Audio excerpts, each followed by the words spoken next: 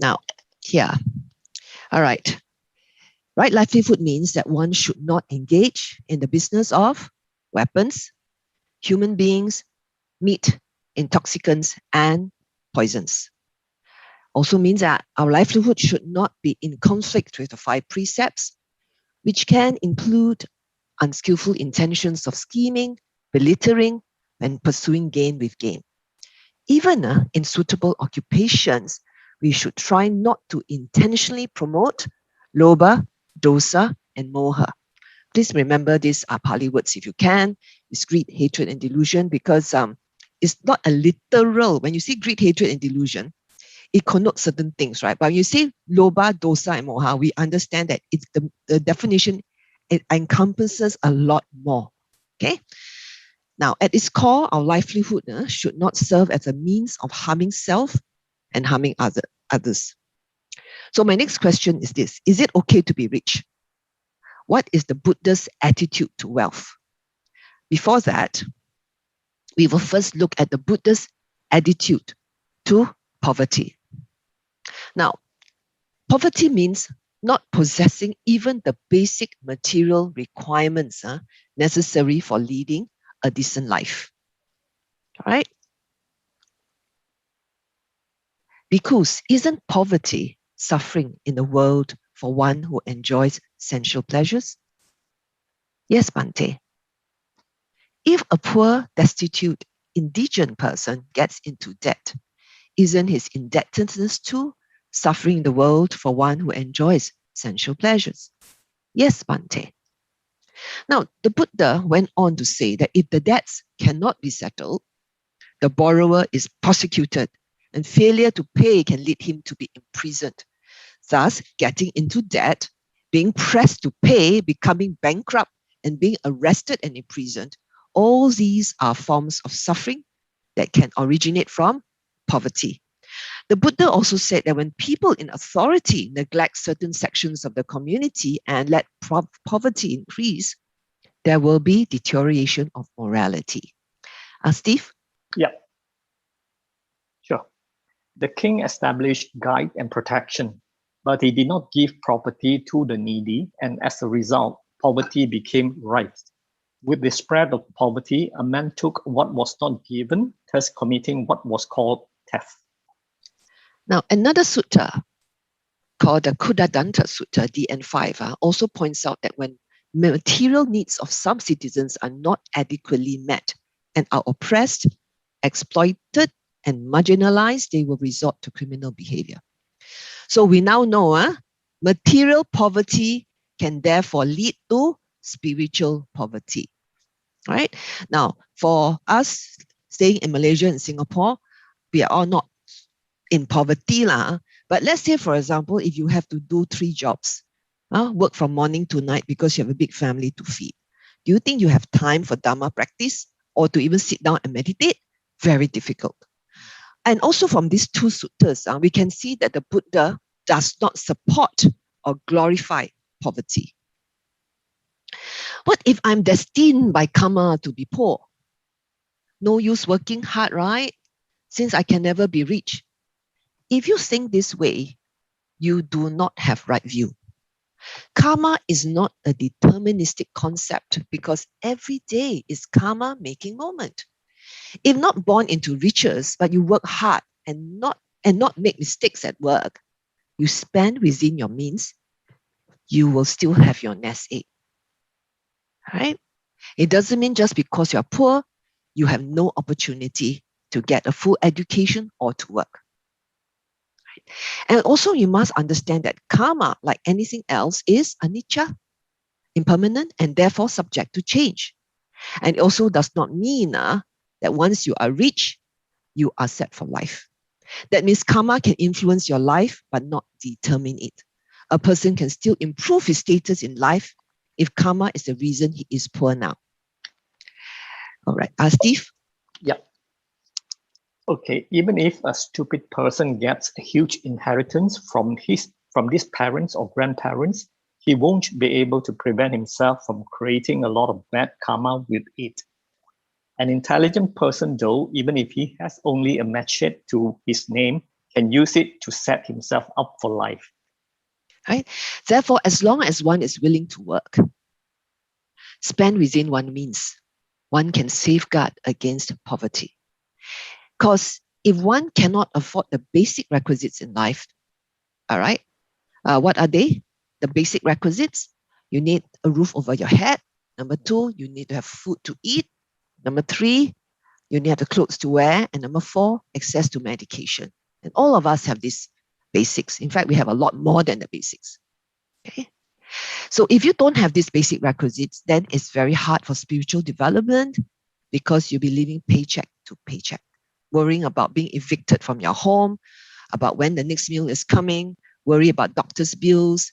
And then when winter is coming, when it's cold, you don't even have enough clothes. Okay. So we all don't have this problem. So we therefore have to use intelligence and available resources to wrestle against poverty and to safeguard against it. What about the Buddha's attitude to wealth?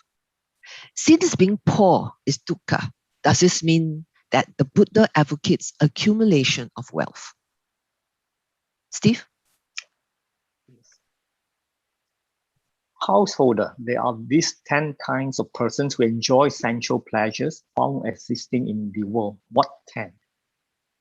Now, this is a very important discourse to Anathapindika. We all know him. He is the most supportive male lay disciple, a very rich man. Now, the Buddha gave a classification showing 10 different attitudes to wealth and its uses. This is the first attitude, Steve.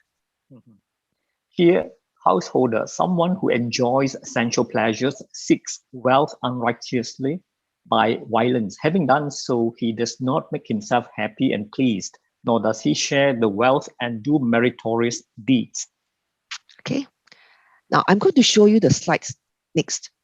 And it shows the 10 classification. Read silently, and I will summarize.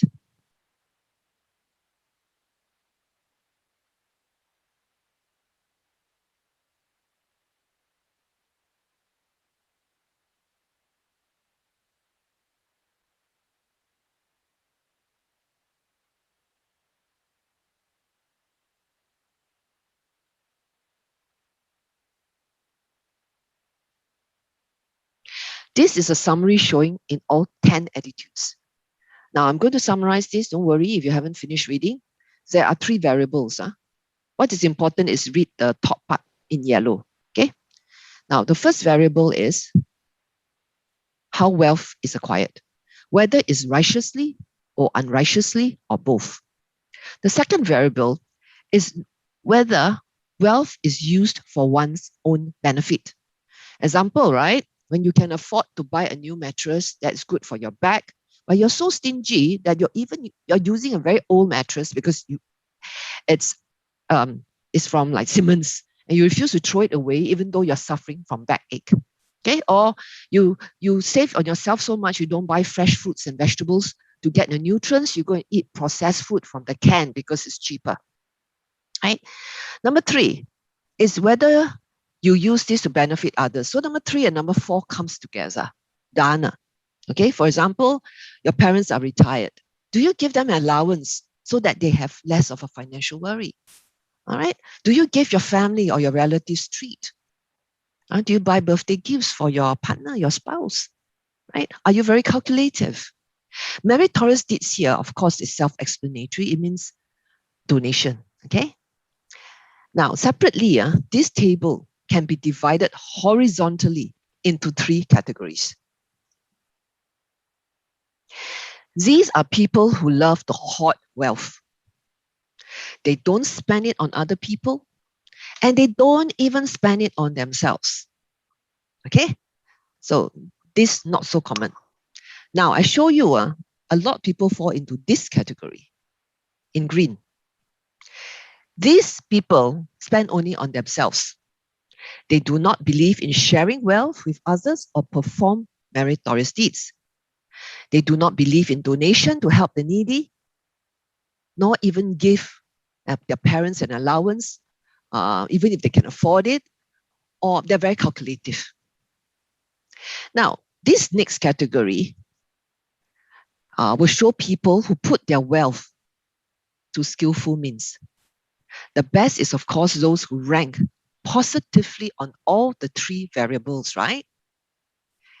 And from these three variables is further divided into these two, with those who are attached or those who are not attached to the wealth.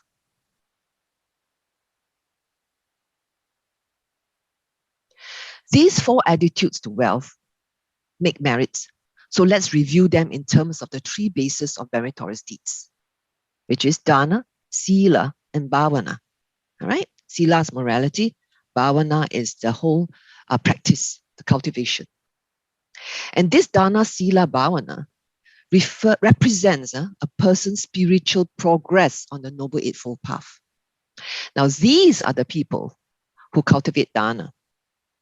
These are the ones who cultivate both dana and sila, correct?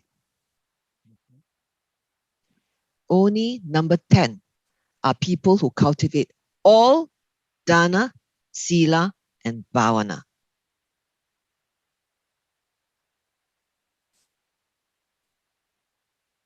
The best attitude is obviously number 10. All right. Now, Steve? Yeah.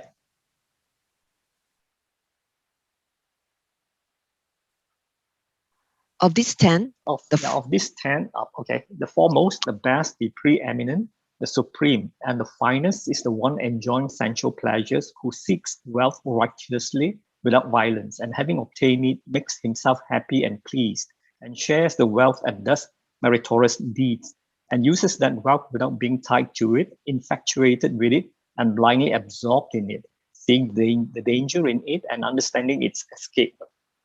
Okay. What it means is that you have the mental cultivation that will give the understanding and insight to the harm of sense pleasures, right? And the wisdom to gradually let go of your attachment to wealth and its uses. You can see that wealth does not define you. And you do not have to cling on to it, because you know that when you cling on to that wealth, it will only enlarge your ego. And the bigger the ego, the more craving you have. The more you hold on even to your ideas and views, and the more dukkha, because you can't even control anything external, right? This attitude is to wealth. This number 10 is what the Buddha advocates. So the Buddha does not consider money as the root of all evil. Riches ruin a foolish one, but not one seeking the further shore. Craving for wealth, a foolish one, ruins himself as well as others. So, wealth cannot corrupt you. As long as you apply what you learn on the Noble Eightfold Path to acquire, to enjoy, and share what you earn, and you also use it to benefit others. Next, I want to address how to balance it. What about balanced living? All right, what does it mean in Buddhism? Now, Steve? Yep. If the clansman has a small income but lives luxuriously, others would say of him, the clansman eats his wealth just like eater of figs. Now, eater of figs means a person wishing to eat figs. All right. Let's say, for example, he shakes a fig tree and knocks down many fruits. Then he eats the ripe fruits and leaves behind the rest. This actually refers to wasteful extravagance. But if he has a large income but lives sparingly, others would say of him, this clansman may even starve himself. But it is called balanced living when a clansman knows his income and expenditures and leads a balanced life, neither too extravagant nor too frugal. All right? In this way, my income will exceed my expenditures rather than the reverse. In short, balanced living means spending within one's means. You avoid miserliness, as well as wasteful extravagance. So balanced living also helps to prevent overconsumption and abuse of our planet's natural resources. So on a daily basis, you can actually practice balanced living. So eat what the body needs. Do not eat more than what your body needs. Don't eat because of mental craving, because of the sense pleasure of taste. Is it not? Steve. Yeah. And what 6 ways of squandering wealth are to be avoided? Young men heedlessly caused by 1. Intoxication, roaming the streets at inappropriate times, habitual partying, compulsive gambling, bad companionship, and laziness are the 6 ways of squandering wealth. In the Sagalovatta Sutta, the Buddha also pointed out the dangers of misusing wealth. Here he listed 6 channels. And heard of this Chinese word? 近之者赤, right? 近墨者黑, which means you must be very mindful of who you hang around with. Okay? So hang around your kalyana meters, because you mix with the wrong friends, this is what happens.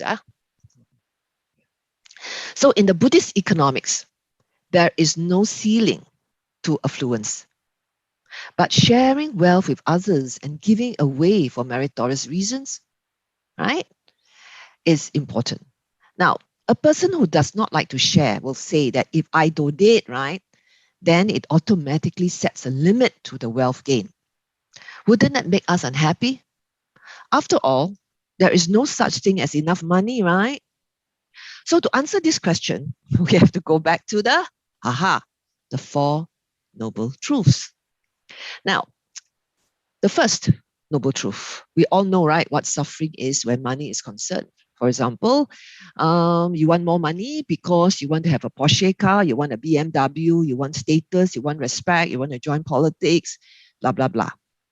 But knowing dukkha relating to wealth, all right, because it's not enough. But does it mean that we have realized the first noble truth? No. We haven't realized the first noble truth, because when you experience dukkha, you make it very personal. You see, you have a lot of attachment to wealth. You are suffering because you see the wealth as mine, I, and self. So we train ourselves to let go of wealth. Number 4. So as we practice the Dhamma, practice the Noble Eightfold Path, the cause of suffering, which is the craving and clinging to wealth, gradually becomes weaker. Which means that suffering becomes less and less, and you have more and more happiness. You spend on your needs and not on your wants, correct? You're more content. You have less anxiety for hoarding. Your mind is expanded. Your ego is smaller. In this way, the act of giving gradually becomes easier and more joyful. Yes? So what does this show?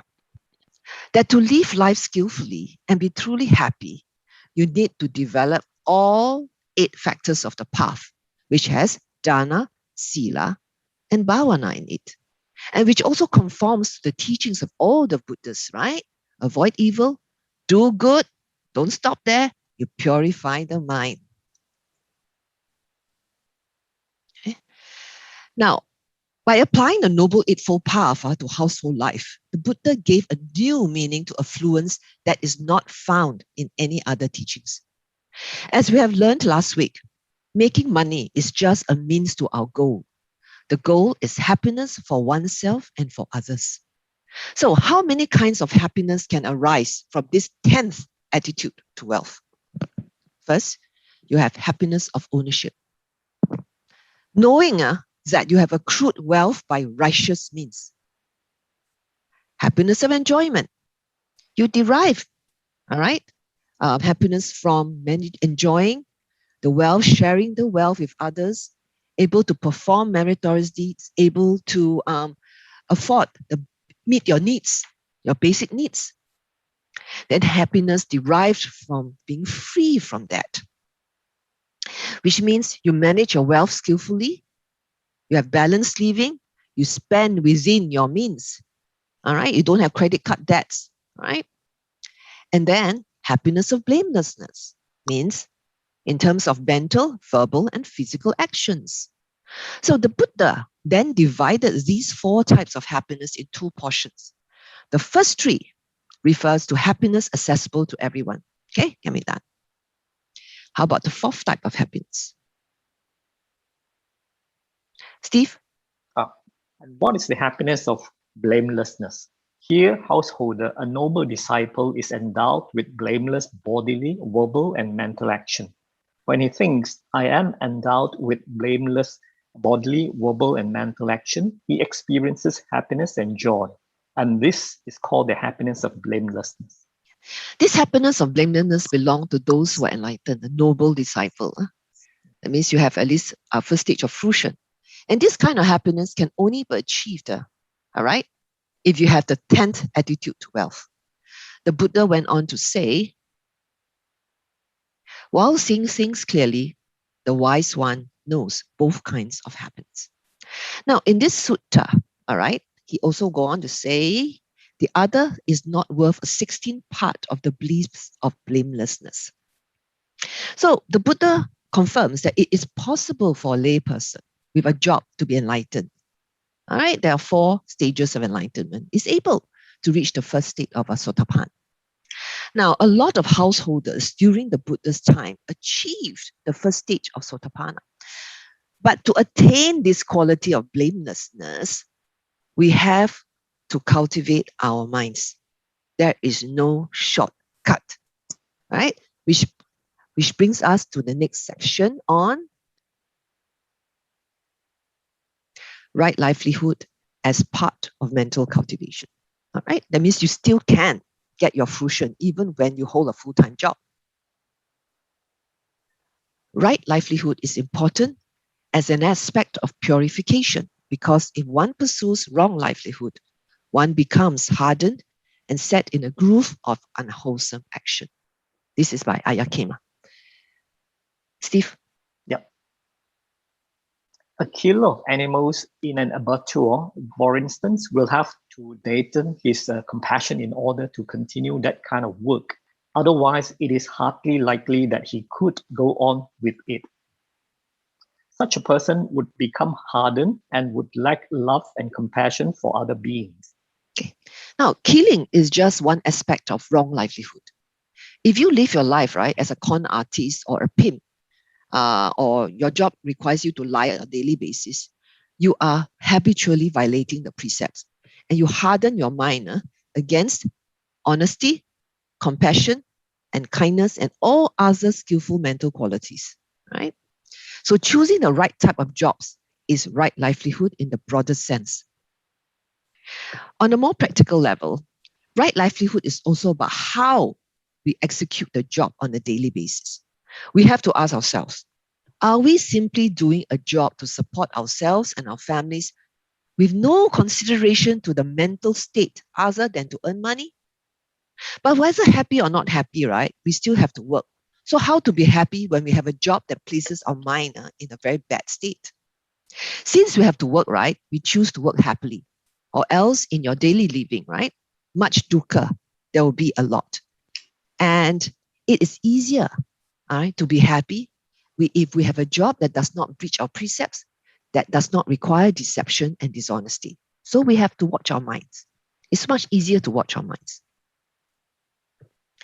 So assuming you have a decent job, and most of us have a decent job, how do we work? The present moment, right?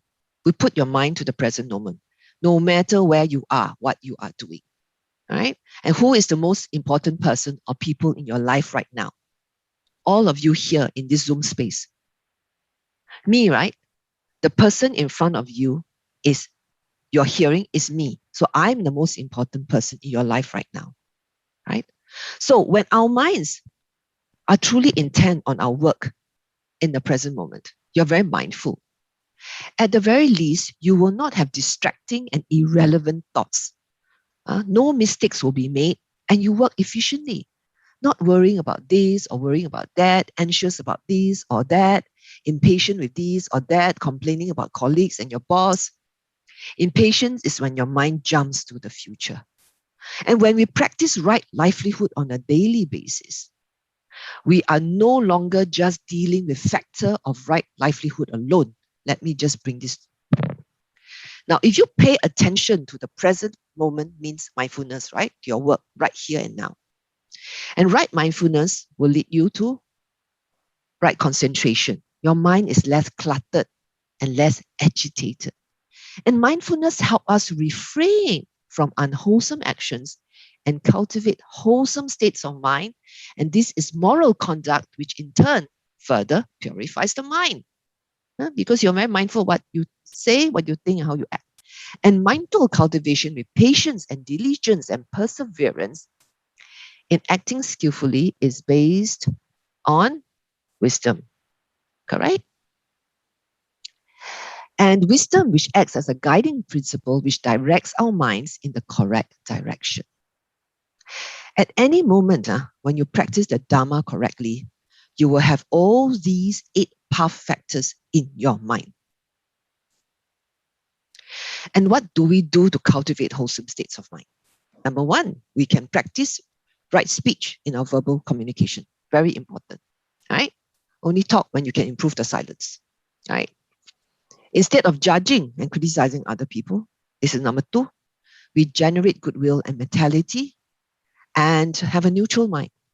You wish others to be well and happy to protect yourself, protect this mind. Number 3, we practice generosity.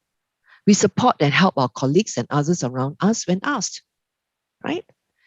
Now, there is still one mental state so that we often neglect to practice, and that is gratitude. Gratitude. Why is that? Because of our habitual tendencies towards lobha, dosa, and moha, we tend to complain and find fault with people and things around us. We also tend to take things for granted. Brothers and sisters, we are by habit not very grateful creatures. Steve? Yeah. Since gratitude is a foundation for enlightenment, we try to make gratitude into something we can cultivate, and not just when things are going well for us. When someone is nice to us, we feel grateful to them. That's gratitude of circumstance. And easy, right, to be grateful to those who have helped us and are nice to us. All right? Steve? Now, there's nothing wrong with feeling grateful in favorable circumstances, but we can certainly make our gratitude more robust by practicing the bringing forth of gratitude regardless of the situation. Now, like a simple thank you is enough, right? To our boss, to our employees, to our colleagues, and also to the coffee lady, the cleaning staff, and the security personnel, right? No one owes us a living. A thank you given sincerely brings joy to other people and ennobles the mind. So it's like, oh, I'm grateful I have a job. I'm grateful that I get paid every month. There are some companies that don't pay every month, and I'm grateful that I have colleagues that work hard. So they always can find something to be grateful for. In a sense, gratitude is easier to cultivate than metta. Metta means your mind always have to be very neutral. It's so gratitude is easier to practice because we can count our blessings in so many ways. Take home for granted. Practice the gratitude exercise. I'm grateful that I have my partner who has been with me for so many years, accepting all my faults. I'm grateful for my children. There's so many things to be grateful for. And the thing about practicing gratitude is that the more you do it, the easier it comes to you. This helps us to see good in other people and to be contented. That is santuti in Pali, contentment with what we have. This is what we call bhavana. We're now cultivating a skillful state of mind. In this case, one of thankfulness. And brothers and sisters, what is the source of dukkha? Craving, right? The more contentment you have, it means you have less craving or less tendency for the mind to go searching for sense gratification. We see what we already have as enough.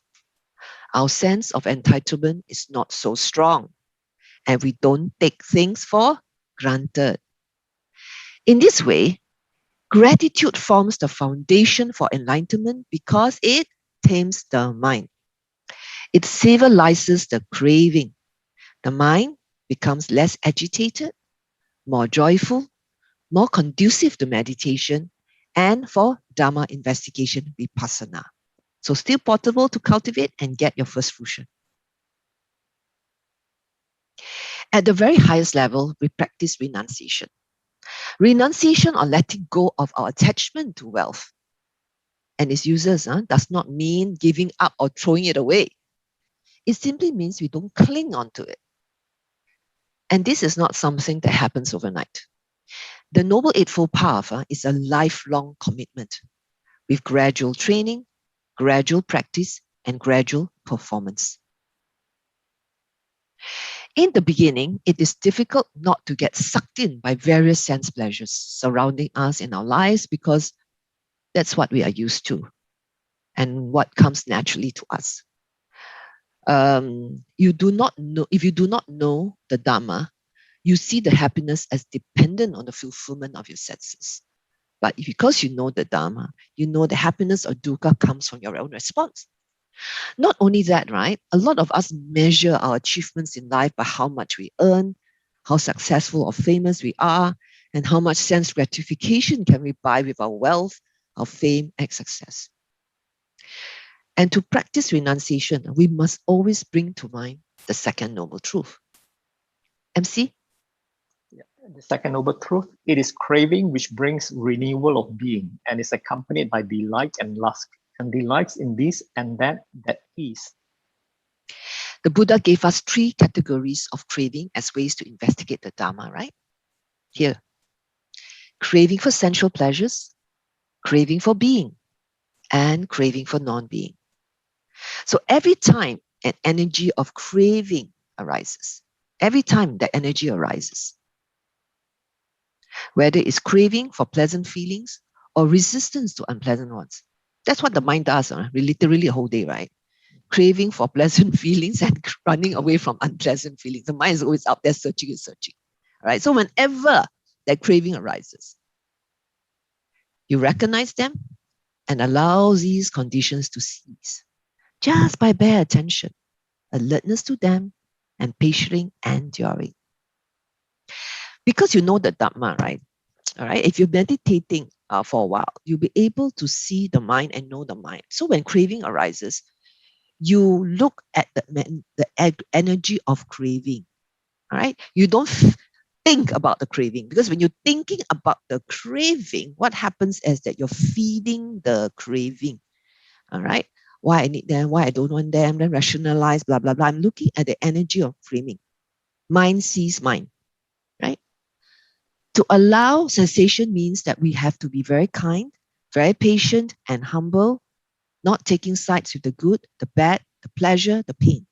Instead, there's a gentle recognition that allows things to change according to their nature without interfering. So it's a neutral mind, one that is not easily shaken. So when craving arises, do not chase after it. Do not feed it. Do not indulge in it or hold on to it. In other words, brothers and sisters, don't think about it. Thoughts are the culprits, because when you see something, we chase for it. Hear something, we chase for it, right? So people will go shopping, just intending to buy some one thing only, come back with 10, right? So note this. Now, real renunciation is not a matter of compelling ourselves to give up things that still inwardly cherished. So renunciation cannot be forced. It doesn't mean that we have to deprive ourselves of pleasant experiences. When we have something nice to experience, good. Nothing nice to experience is okay. When pleasant experience ends, it's all right. Right? If you want something and you can't have it, never mind. This is what you mean by non-attachment. but of changing our perspective on them so that they no longer bind us. Right? That's having right view. So our practice of renunciation is like the way we outgrow our childhood toys, right? Right? So when we were young, these toys were very precious. As when we grow up, our perspectives and priorities change, and we no longer cling on to them. We may still look back with nostalgia, and we can think back on how we used to enjoy them without getting caught up in that desire. And this will happen naturally and gradually over time. At this moment, if you want wealth, fame, and success, and all the perks that come with it, nothing wrong. If you want to enjoy all the finer things in life because you work so hard and you think you deserve them, go ahead. Just go with the flow first. At the same time, practice the Dhamma. Cultivate your mind. Keep seeing enjoyment for what it really is: impermanent, unsatisfactory, and not self. Keep practicing this way sincerely, diligently, and patiently. MC? Yeah, okay, just a minute. Uses that wealth without being tied to it, infatuated with it, and blindly absorbed in it, and seeing the danger in it and understanding its escape. Right? So after a while, you will notice that sense pleasures that are very important to you will gradually become less important. For example, you feel equally happy spending time at home or on the beach or eating simple meals at home, very contented and happy. And if over time, as your practice get better and better, even when, you don't get a promotion in the office, it's okay, no big deal. Also, over time, you'll find yourself spending less and less and giving more to others. So whether you are wealthy or not wealthy, you are still very happy. And that, brothers and sisters, is the beauty of the Dhamma. In summary, right livelihood supports the other factors of the Noble Eightfold Path and is also dependent on that. Because of right view, we know the Buddha's teachings that craving and clinging bring suffering, that all sense pleasures are dukkha because of its impermanent nature, anicca. So right view makes us re-evaluate our attitude to wealth, our needs, and our wants. And this leads to right thought, which keeps bringing our intentions back in line with the practice of the Noble Eightfold Path. In the process, we choose the right jobs, which poses the minimum harm to ourselves and others, and gradually we learn to change our habits to more skillful ones in thought, speech, and action. And this practice of morality gives us the foundation, all right, with emphasis on what you all? Right speech, right action, right? Right? And it's this right speech, right action comes with right attitude, morality, use the foundation for these three. So when you are cultivating right livelihood, you are more or less cultivating the other 7 factors as well. Sila forms the foundation for samadhi and panya. So with the Noble Eightfold Path, we also see right livelihood at different levels. At the broadest level, we know what right livelihood is and what wrong livelihood is. At another level, it is about how we live our lives. We practice right livelihood in daily living through wholesome states of mind at the workplace, restraint of unskillful thoughts, speech, and action, and cultivating wholesome states of mind at the workplace.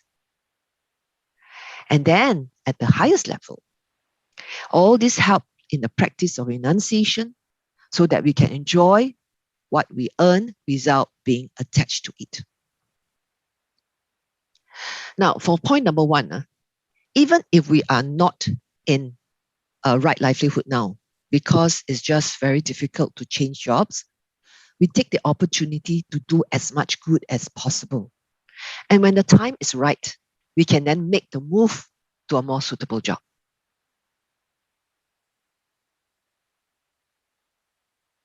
In conclusion, right livelihood can both be a support for our material needs as well as a vehicle for enlightenment. Okay? We can strive to be wealthy, of course.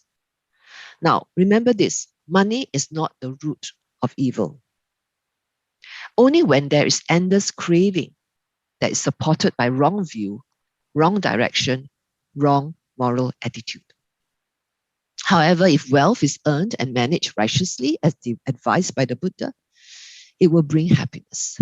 After all, right, our goal in life is to be happy and not the gross happiness, right? That goes up and down in accordance with circumstances. Okay, brothers and sisters, this is the end of my Dhamma sharing. So I am going to stop share.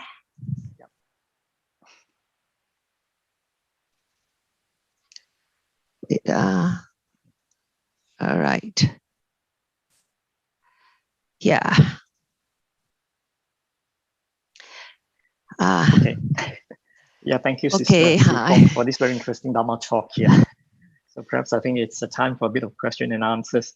But I think this series of talks are very good. I think basically it will appeal to people, Buddhists, who understand it. But I think if really someone who is like a Putujana to listen to this, they may not be able to really comprehend it because they don't have the faith or they don't quite understand Buddhism at the beginning. So like sometimes you talk to people, why would you want a profession like that? Is they say I have no choice. But because it's very difficult to convince them to change one. In their thinking, if they understand Buddhism, then they will know what to do.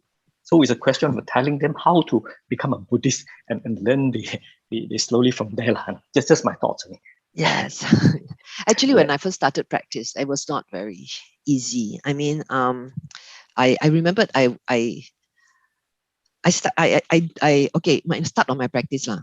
There was once I was early years I used to like to go to KLCC to shop. Yeah, Singaporeans like to do that. So many years ago, right? I went to KLCC and I said I'm going to practice the Dhamma. I mean, I usually go with my two very good girlfriends, and we like to just be in KLCC, and so I practice. I said CC only, mindful, CC only. 3 days, 2 nights, I came back with nothing. So I just go around, just see. Then they were buying. I was just, do I need that? Do I need that? I hold myself back. Watch the mind. So actually, at the start, you can also practice this way, and that's when then after that trip, I no longer go to KLCC to shop. Before that, you're just very carried by the thoughts, right? Like, work so hard, must pamper oneself, Malaysia and KL, our currency is so strong, Sing dollars. And so shopping is relatively so much cheaper. And there are so many types of varieties. And you also have foreign goods, right? And then you say, oh, food is so delicious. Mm-hmm. Yeah. So once you change your perception and once you start the practice, you know what you're doing? You're deconditioning the mind. Yeah. That's what important. You unlearn and relearn. But sometimes you think it's easy said than done. But you absolutely agree with that. Yeah. I think there's some questions. Let me just have a look at one question. A question from CS Chia on Bob's Facebook. How do we deal with colleagues who take advantage of us at workplace? How do we deal with colleagues who take advantage of us at workplace? Okay.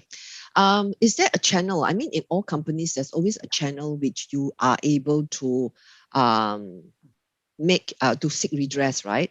If you have an HR department, human resource department, you can go to your human resource manager to talk about your problem. Right? If you don't have a human resource problem, you can go to see your supervisor or your employer. Now, how you go about doing this is that you don't go to your employer and start complaining, right speech, very mindful. You can say things like, oh, I don't know who to approach. I would like to approach you.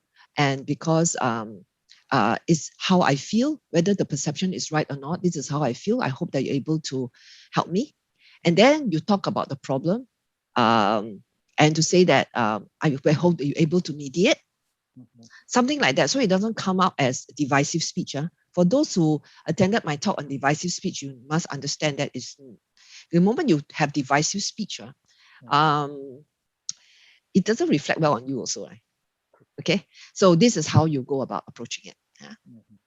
Okay, that's great. I hope Mr. Chair will understand that. I think there's another question. Yeah.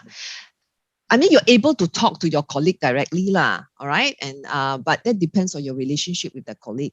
If she's a very emotional and reactive person, you can try that, and don't start with you. Why you do this? Just say that. Can I share something with you? I feel this way. Can we sort this out? You know, you try. Okay. Yeah. It depends on the personality of the colleague. Okay. That's one more question here. I think it's a question from Gina. Sister Siew Fong, is running a maid agency considered not good? I see a lot of maids and foreign workers living in poor condition, especially in Malaysia. But if we don't employ them, these foreigners have less opportunity to earn a good living in their own country. So the question is whether running a maid agency is good or not so good. No, I think that it is not considered wrong because you are providing people with jobs. All right, providing them with jobs. And your intention is that you like to fulfill employers' needs and employees' needs. It's just you don't exploit these foreign workers. So you run a maid agency, the commission you charge must be fair and reasonable. All right. And then when you bring them in, make sure that you give them proper accommodation, the basic, a place to sleep, have basic needs are fulfilled, they have food to eat. If they're sick, they have access to medication. All right. And they will definitely have clothes, right? And you talk to them with respect. You know, understand. So to me, it's not wrong livelihood. Yeah. Okay, that's good. But again, it also depends on the employer. Sometimes if they are a Buddhist, we understand what to do. But sometimes a lot of people think they are above them and they really abuse them. There are many cases like that. And so next time when you're like if a maid agency and the maids they are abused, they come to you, you help them solve the problem. You have to help. Yeah. Okay, thanks. Let me see if there's any other question. No, not at the moment. No questions. Maybe just very quickly to look at it. Every time I listen to Dharma talk, there's always very interesting phrase. It says that hindered by ignorance and fettered by cravings. This is about we running around in samsara. So how livelihood will be into this understanding, hindered by ignorance and fettered by cravings. I'm sure right livelihood is a big part of that bit. The wrong kind of profession. Everything I've said, right, shared last week and this week, that's the reason if you're no longer ignorant. Yeah. Okay, you already know exactly everything you need to know about right livelihood, I've said. Every sutta I can dig out on right livelihood is presented. Yeah. Okay, so you're no longer ignorant. So now, what do? You temper your craving. Remember, don't temper your craving, the mind. Remember I talked about when you're working, right? Yeah. Here and now. The whole Noble Eightfold Path, it's at work. All right, you practice the Noble Eightfold Path every day, and you can do that when you are working. All right, so that is the practice. Yeah, so everything I've said, put it in practice. Actually, you will feel that you are your mind is actually very, very calm. Before I practiced the Dhamma, I can tell you I was like my office, right? I don't use the telecom.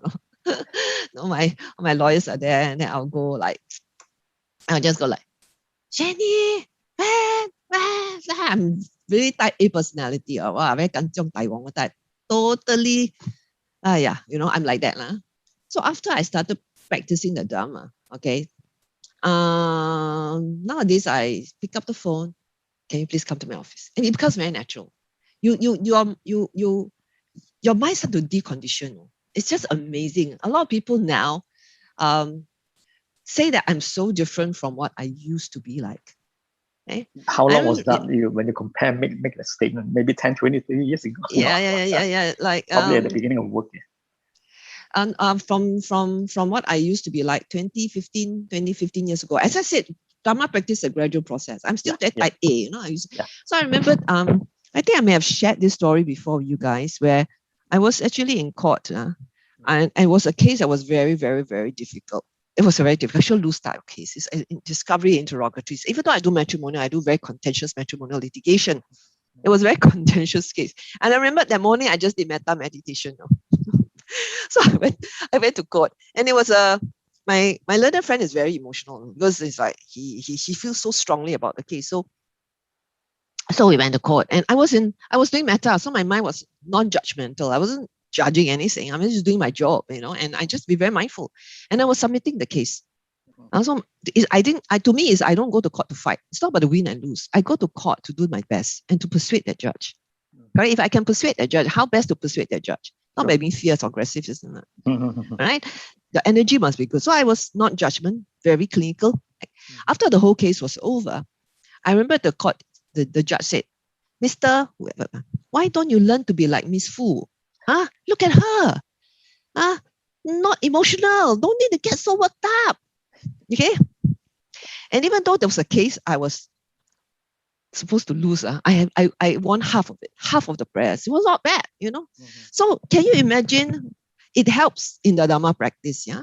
So because I can start to feel the change in my work and practice, right? Then you feel that, hey, this works, no? The Dhamma is so applicable in our daily lives, really. Yeah. That's so great. Yeah. So even as a lawyer, I can practice Dhamma. So, and in a profession where people goes to court and litigate, right? True. Why can't all of you? Yeah. Thanks for the sharing. I think there's perhaps one more question. Let me just quickly look at it. Okay. No questions from Facebook today, yeah? Okay. Yeah. Earlier the one was the one was usually, Facebook on the mate. Yeah. Usually no, Facebook have one, quite a number of questions. Yeah. Yeah. This one is just to thank you for the sharing and the Right. very relevant subject. So I think probably we will end today's session. Yeah. But let me just end off by saying, right? Sure, please. Now, morality is very important. Okay. Recap. Under Sila, we have right speech. All right. I have covered right speech. Do you still all remember what's under right speech? A lot of stuff there. No false speech, no harsh speech, no divisive speech, and no idle chatter. Right? Remember to practice this 4. Right? Then, right action. I've covered all 3 right action intensively. No killing, no stealing, no sexual misconduct. And you know, right, from the talks, there are a lot of variables under it. Okay, and now I finish right livelihood. So altogether, I've calculated it's about 12 to 13 Dhamma bites sessions on all these talks. Okay, so I finished all my presentation on Sila. So the next time I see you would be on to wrap up on the importance of morality. All right. So I hope, brothers and sisters, you all will continue in your Dhamma journey and be well and happy.